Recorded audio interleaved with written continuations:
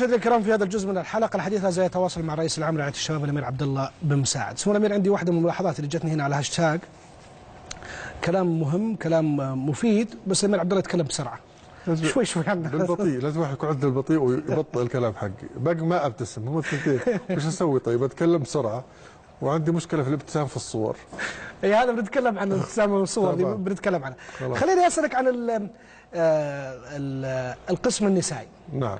انه الامير عبد الله بن مساعد جاء ويبغى يستحدث القسم النسائي في الرئاسه واللجنه الاولمبيه، وهذا موضوع ترك ردود فعل كبيره. اربطه ايضا بسؤال موضوع المحتسبين. نعم. اللي جو للرئاسه، والامير عبد الله بن مساعد مثل ما ذكر في تويتر تعطينا الحقيقه انه رفض يقابلهم، وانه انت ما احترمت تواجد رجال الدين.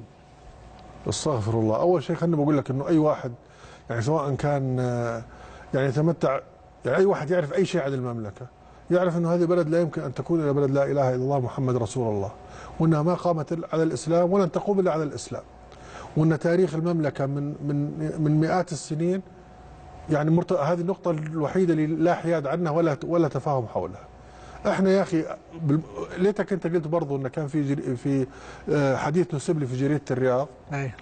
كنا مره في مناسبه خيريه نزور جمعيه خيريه، وواحده من الصحفيات طلعت كلام مجتزأ ومحرف اللي قلته، طلعنا بعدها بيوم او يومين توضيح اللي قلناه بالضبط عن موضوع عن ما والله نسيته. بس انا دائما اشوف ان الناس اللي ينتقدون او يزعلون موضوع يطلعون حديث طلع في جريده الرياض بالرغم انه طلع بعدها بيومين نفي يعني.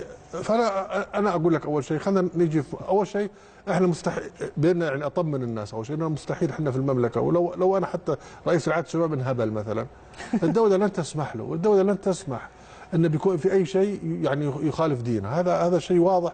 ولو حتى الدوله سمحت لا قدر الله وانا في دوله ثانيه وجاء شيء بيخالف ديني لن اعمله، لانه يا اخي اخر شيء الواحد ما بقى من العمر مثل اللي راح، واخر شيء يعني كلنا سنحاسب.